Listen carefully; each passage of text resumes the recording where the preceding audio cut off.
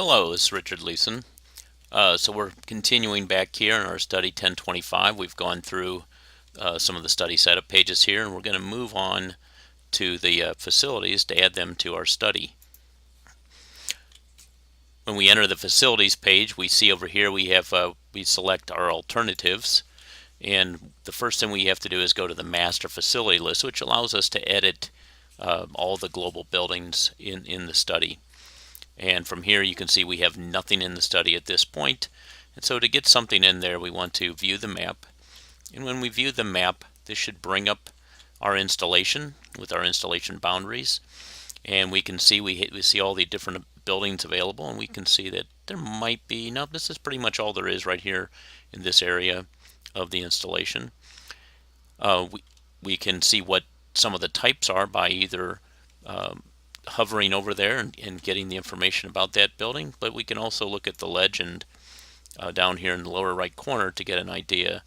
So we can see from here that warehouses are this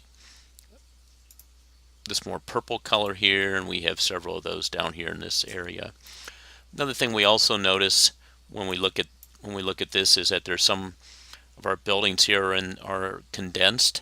This helps when you're loading more graphical information to speed up the process.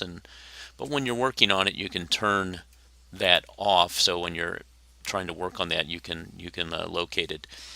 When it is visually grouped like that, and you do zoom into an area, it does ungroup when you get in close enough.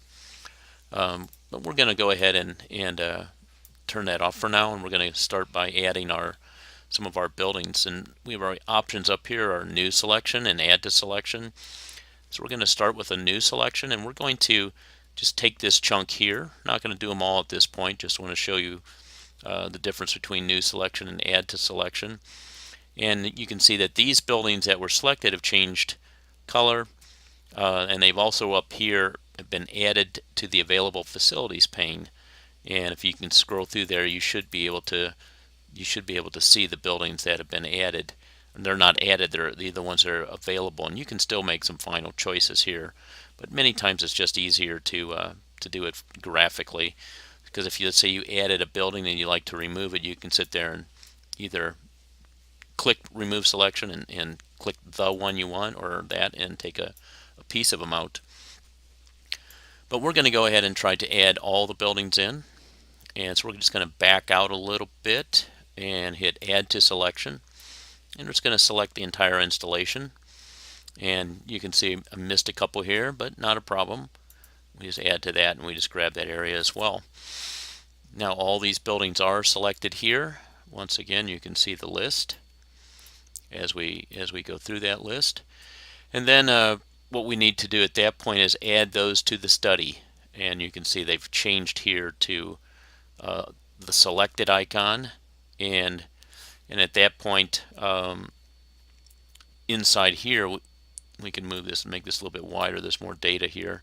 We can open up these individually, and then they will load all the data in for all the buildings. And that data goes all the way over to the object ID. And the nice part about it at this point is if we're curious about where any one of these buildings are, we just hit the view button. Centers it on the map, so we zoom in a little bit and hit the view button again, and we can look at the center of the map, and we can see that there's Barrack D, Barrack E, and that's how we can locate those easily and as we're editing data here.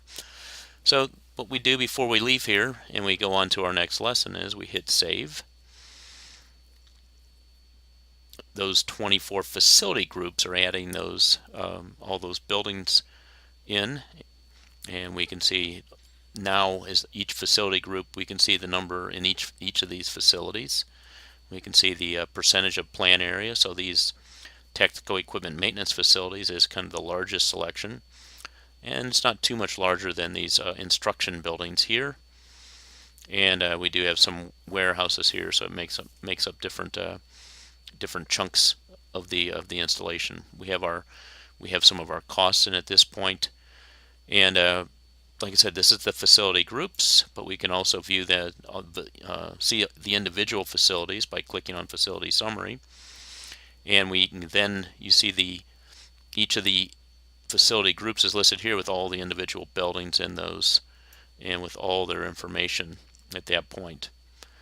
So at this point, we're going to stop this one for now, and we're going to come back and we're going to show what we need to do in modifying this data, but we'll continue that in our next session.